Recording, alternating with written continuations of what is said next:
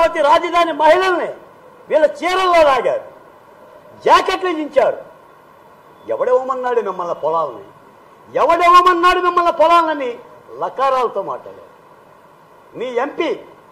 మీ MP నూడి video తీస్తే బాధ్యత కలిగిన పవిత్రమైన పార్లమెంట్లో ఎంపీ ఇటువంటి సన్నాసి చేష్టలో, ఇటువంటి తుగ్లక్ చేష్టలో ఇటువంటి నూడి వీడియోలు చేయకూడదంటే ఆయన గారు బయటకు వచ్చి నేను చంద్రబాబు నాయుడు గారికి చూపిస్తా, నేను చంద్రబాబు నాయుడు గారికి చూపిస్తా, చంద్రబాబు నాయుడు గారు మీరు ఎవరికి చూపించమంటే వాళ్ళకి తీసి చూపిస్తానని చెప్పి మాట్లాడితే మీరేమన్నారు?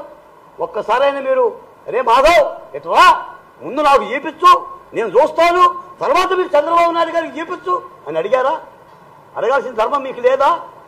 ఒక పార్లమెంటు ఎంపీ ఇంత అరాచకమైన సోషల్ మీడియాలో పశువుల్లాగా మీదపడి మహిళలను హంగం చేస్తుంటే, సోషల్ మీడియా వేదికగా అత్యాచారాలు చేస్తుంటే ఏమన్నారు? న్యాయస్థానాలు ఏం చెప్పినాయి? సోషల్ మీడియాలో పోస్టులు పెట్టిన వాళ్ళని జడ్జిల మీద పోస్టులు పెడితే చర్యలు తీసుకోమంటే ఏ చర్యలు తీసుకున్నారు? ఎలా మాట్లాడతారు జగన్మోహన్ రెడ్డి గారు? ఎలా మాట్లాడతారు? మేము పౌర సమాజం తరఫున మాట్లాడుతున్నాం. మా రాజధాని అమరావతి ఉద్యమంలో కానీ, నా దళిత బహుజన కులాల మహోద్యమంలో కానీ, విశాఖ ఉక్కు ఉద్యమంలో కానీ మీరు ఏం చేశారు? అసలు మీరు ఉన్నారా లేరా? మేము ఎన్నిసార్లు చెప్పాం? మీకు కనిపించదు, మీకు వినిపించదు, మీరు చూడలేరు. 56 మంది సలహాదారులు చుట్టూ పెట్టుకొని 680 కోట్ల రూపాయలు తాంబూలంలో వాళ్ళకి సమర్పణ చేసి ఏం చేశారంటున్నాను నేను. ఇది వేసుకోబోతున్న కాదా? ఈ రోజున కూటమి ప్రభుత్వం వస్తే వచ్చింది, కూటమి ప్రభుత్వం మాట్లాడుతుంది. నేనేమంటున్నానంటే మీరు ఢిల్లీ వెళ్ళి ఆంధ్రప్రదేశ్లో రాష్ట్రపతి పరిపాలన పెట్టాలి, 356 ఆర్టికల్ పెట్టాలి అని మీరు అఖిలేష్ యాదవ్ని పిలిచి వాళ్ళని పిలిచి మీరు పుట్టాలు చూపిస్తున్నారు కదా. దీనికి అర్థం ఏంటి చెప్పండి? ఇవాళ ఉదయం నేను ప్రింట్ చేయాలి దీన్ని, పిడికడి ఆత్మగౌరవం కోసం. వీ కాంట్ బ్రీత్, మాకు ఊపిరి చదవటం లేదని ఈ కరపత్రాలు పెట్టుకొని ఇలాంటి వాల్ పోస్టర్లు భుజాలకు ఎత్తుకొని ఏంటి జగన్మోహన్ రెడ్డి గారు రాష్ట్రం మొత్తం గోడలకు వేశాం, మీ తాడేపల్లిలో కూడా వేశాం, నేను స్వయంగా మీరుండే నివాసం దగ్గర కూడా వేశాను, మీరు చూస్తారేమోనండి. ఇదిగోండి ఇలా ఉద్యమాలు చేశాం. కాబట్టి ఆంధ్రప్రదేశ్లో ప్రజలు ఒక తీర్పునిచ్చారు. ప్రజాస్వామ్యంలో బాధ్యత కలిగిన తీర్పునిస్తే గౌరవించాల్సిన ధర్మం మీకు లేదా?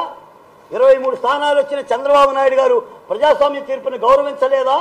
మీకు 3 నెలల్లో 4 నెలల్లో మీకు సమయపాలన ఇవ్వలేదా? ఈ రోజున మీరు నారాసుర రక్త చరిత్ర 4.0 అని మీరు ఢిల్లీ పురవీధుల్లో గల్లీ గల్లీ తిరిగి చిందులేస్తున్నారు. చెప్పమనండి, మీరేమన్నారు? వివేకానంద రెడ్డి హత్య జరిగితే నన్ను అడగమాకండి, ఆ దేవుణ్ణి అడగమన్నారు. ఆ దేవుణ్ణి అడగమన్నారు మీరు. మరి ఇప్పుడు ఆంధ్రప్రదేశ్ శాంతి భద్రతల గురించి ఎవరిని అడగాలి? నువ్వెట్ట అడుగుతావు? మళ్ళీ ఇప్పుడు పాత్రికేయ సమావేశం పెట్టి ఏం మాట్లాడతావు? ఈ రోజున ఆంధ్రప్రదేశ్లో 29 SC ST కాన్స్టిట్యున్సీలు ఉన్నాయి. 29 SC 7 ST వెరసి 36 నియోజకవర్గాలు ఉంటే 33 నియోజకవర్గాలు కూటమి పార్టీ గెలుచుకుంది. 2019లో 36లో 34 నియోజకవర్గాలు మీ పక్కన అండగా నిలబడ్డాయి.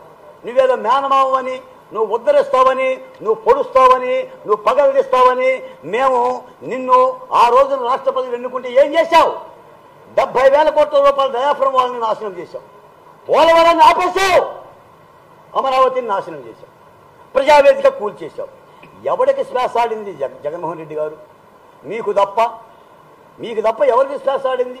కాబట్టి ఏం శాంతి భద్రతల గురించి మాట్లాడతావు? నవ్విపోదురుగాక నాకేటి సిగ్గు అని మీకు ఒక మాట చెప్తా. 100 ఎలుకలు తిన్న పిల్లి పుణ్యం కోసం కాశీయాత్రకు పోయిందంట. అలాగే జగన్మోహన్ రెడ్డి గారు ఆంధ్ర రాష్ట్రంలో నానా బేభత్సం చేసి అరాచకాలు చేసి మళ్ళీ ఈయన ఢిల్లీకి వెళ్ళి కాశీయాత్రలు చేసినట్టుగా నమ్మబలుగుతుంటే ఎవరు నమ్ముతారంటున్నాను నేను.